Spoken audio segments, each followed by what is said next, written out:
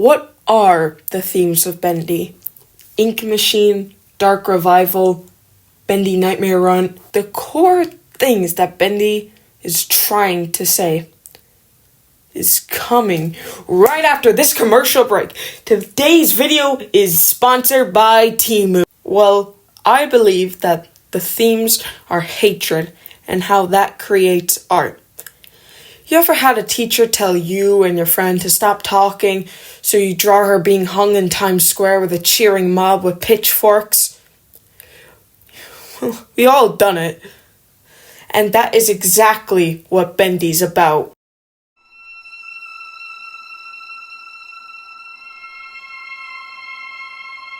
Okay, so most of the time when a piece of media has a sequel, it tends to expand on the themes of the thing. So how does Bendy and the Ink Machine do it? It's the first game. What do you think? Okay, I feel the best way to start this is with Joey and Henry. The cycle is a whole pocket dimension loop thing made of hatred. And that hatred is directed towards Henry. It's basically Joey telling Henry, "Look what you did.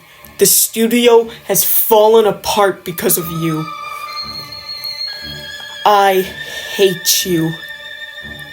Oh, not you, Timmy. I'm sorry. I was playing an actor thing. Sorry. I love you, Timmy. But really, the cycle is Joey's mistake. It has Bendyland, the ink demon. Did Henry go and make the ink demon to fuck up the studio? No, that was Joey. Joey made that. Henry just left, and he was too bitter of a lover to accept that is his fault. But Henry, in contrast, he makes art for the love of it. And that is perfectly emphasized by Henry's secret audio log in chapter 3. Here, I'll just play it for you. Only 2 weeks into this company, and already it's gotten interesting. Joey is a man of ideas. And only ideas. When I agreed to start this whole thing with him, I thought there'd be a little more give and take. Instead, I give, and he takes. I haven't even seen Linda for days now. Still, someone has to make this happen. When in doubt, just keep drawing, Henry. On the plus side, I've got a new character I think people are gonna love. So, what does this tell us? Number 1, Joey can't make art. Henry made Bendy. Henry is doing everything. Joey's just taking all the credit for it. Joey can only make art through hate. The cycle, ink demon, Jesus the ink demon, that's a whole thing we gotta get into later. But in the end of chapter 5, he's different. Henry, so soon. I didn't expect you for another hour yet. Now you're just trying to impress me. But I know. You have questions.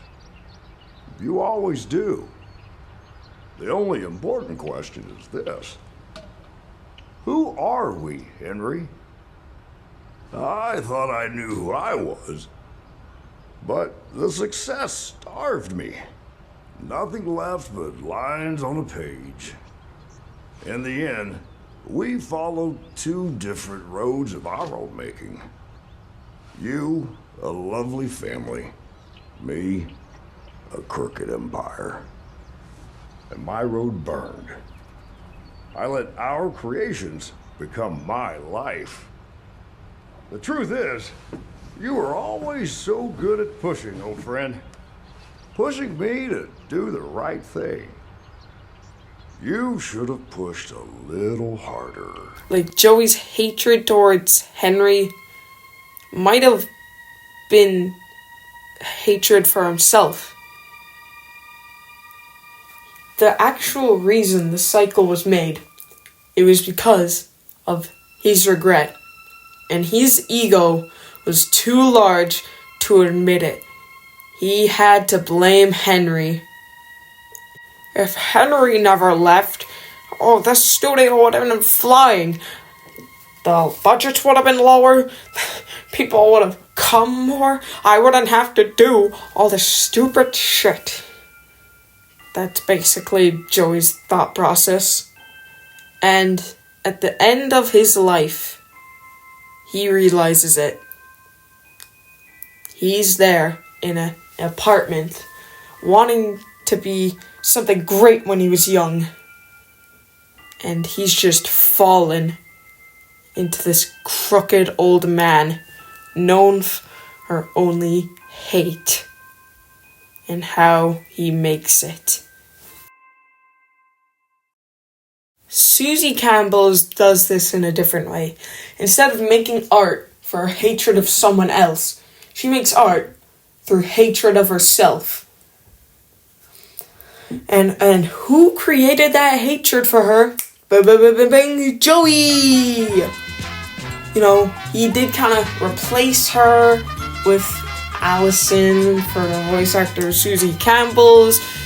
And then, that line where she says, "Once upon a time, there was an angel, and she was beautiful and loved by all. She was perfect, no matter what Joey says." That is a whole can of implications on what Joey might have said to her. Oh no. But her whole thing is being beautiful, being perfect. That's never gonna happen in her mind. She is always going to be going up, up, up, up. The bar is gonna keep getting higher and higher and higher. She will never love herself. She will always be in the shadow of Alice Angel. Someone who she desperately wants to be. And you might be wondering, well, this is all nice, but is there any definitive proof? Well, yes, there is, buckaroo. And that is in the form of the fucking books, somehow, even though they're not canon. But specifically in Dreams Come to Life.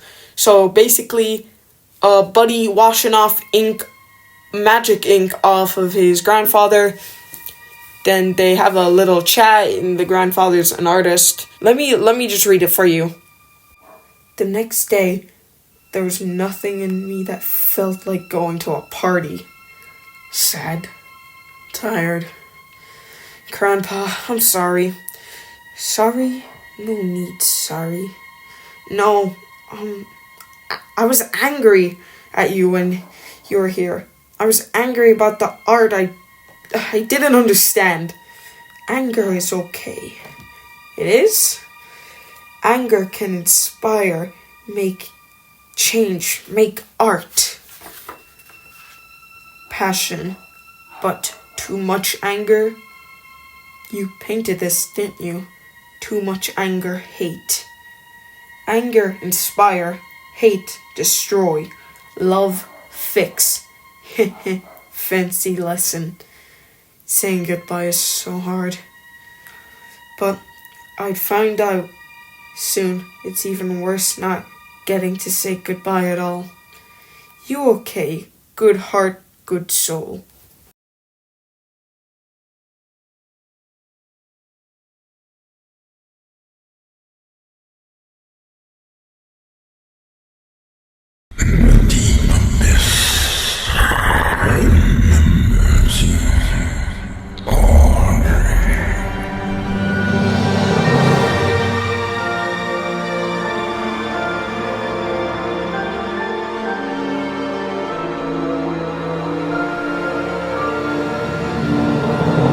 Bendy in the Dark Revival focuses on the art that has been made from hatred and how they react to that.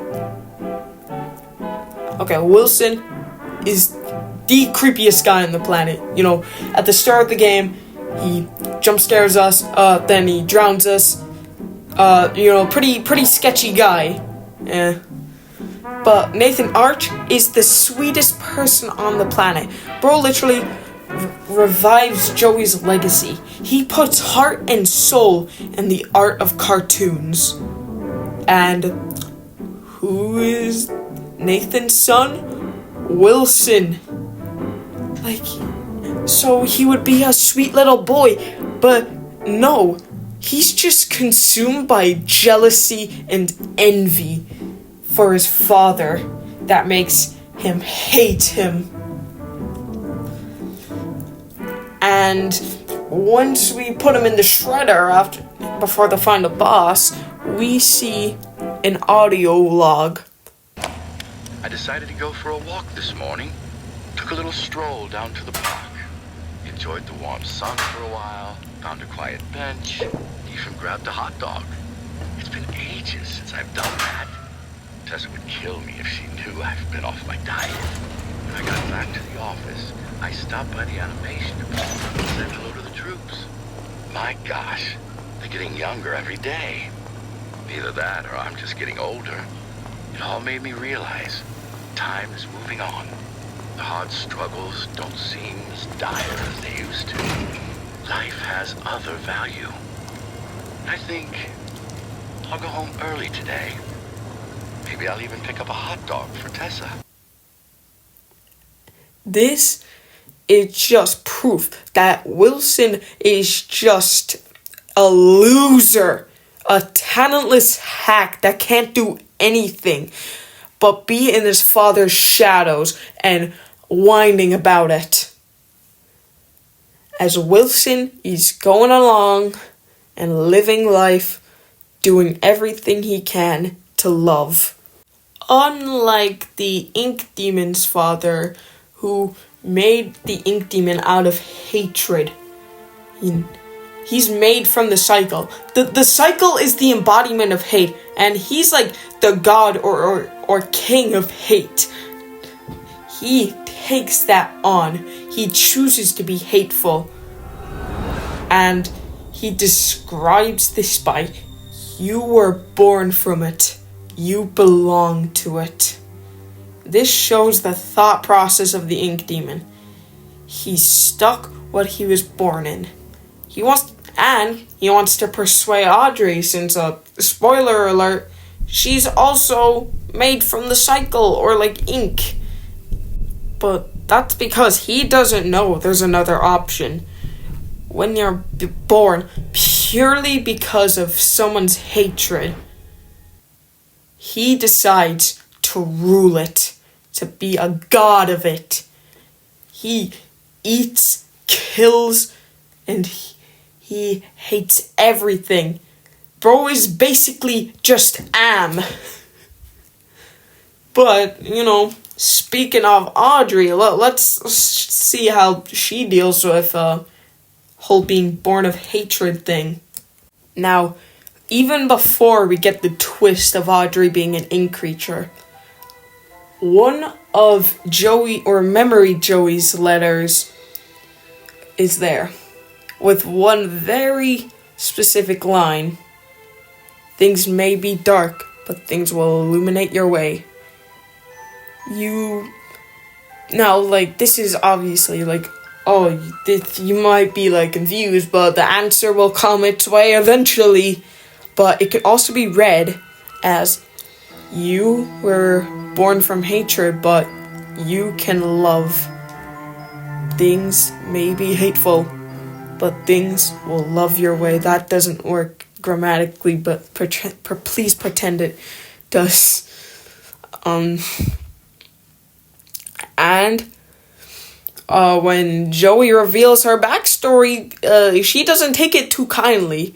She calls him a liar, and I wouldn't blame her. She is getting told that she's his father and an ink creature, and he is also the scummiest person to live. But she also thinks that she belongs to what she's born of. And Joey rebuttals this, saying, just because we're born of darkness doesn't mean we belong to it. But she still denies it. Memory Joey is right. If you let what you're born of define you, you will fall hard. And that's because people aren't always great, especially parents.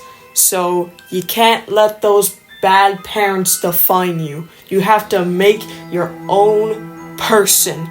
They can't make you. You make yourself. Now, obviously, if you're good parents, you should probably, follow them, but, nah. So, chapter 5 of the game, she meets Betty. She doesn't, have much screen time in the game, but she is important because she's an experiment of Wilson. And Wilson, we already talked about how, creepy, weird, and hateful that guy was, but she is a sweet little thing. And Betty is just another conflicting argument against Audrey's, because Betty defined herself, kind of. She's still under Wilson, but she's her own person under Wilson. She even says, "And do you trust Wilson?" This is the realm of the ink demon. The shadow hangs over us all. I don't trust anyone. But at the end of the game, she goes down to Wilson's laboratory and he gives her a choice to be one with the ink, to kill the ink demon, to rule hate. And she chucks Wilson into a shredder, showing what Wilson has become. Hate. And she is not hate. And after defeating Wilson in a sick-ass boss fight, she's confronted by the ink demon,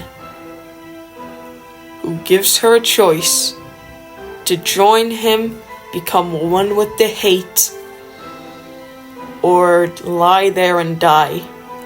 It may seem at the start that she joins the ink demon, but a familiar face shows up.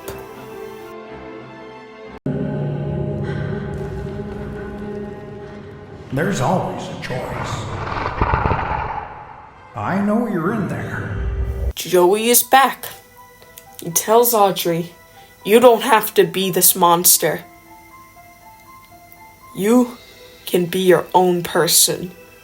Now, a little theory time here. I believe that old Joey made and put memory Joey into the cycle to do what little he can to fix the mess that is the cycle. And he gets through to Audrey as his last words are, It's never too late. Just a pencil dream isn't enough. You have to have heart. And then Audrey says, I'm starting over. and that is such a fucking good line. It's so emblematic of Audrey's character arc throughout the game, and how she's accepted who she is, but she's not gonna be who she was born as. She is starting over. It's so good! And then the ending speech is even better. Oh, I love this game. I gotta love this. And she brings Bendy into the real world, and I think this is Audrey is bringing the Psycho residents out of Psycho, which is the embodiment of hate. She's bringing them out of this hate world and showing you can love. born of ink, but living in flesh. Joey's world is escaping into ours. So, what's next? Who can really say?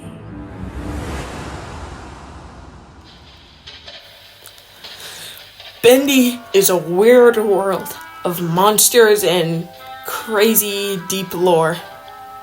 But in there is a powerful theme that puts art in the forefront. This is just one of the reasons I love this franchise, and it's my favorite piece of media. Sure, the gameplay in Dark Revival is good. Sure, the scares and atmospheres are stellar, but the core theming and how everything ties into it is now a newfound reason I can love this little devil thing. Thank you, Bendy, for the years of love you gave me.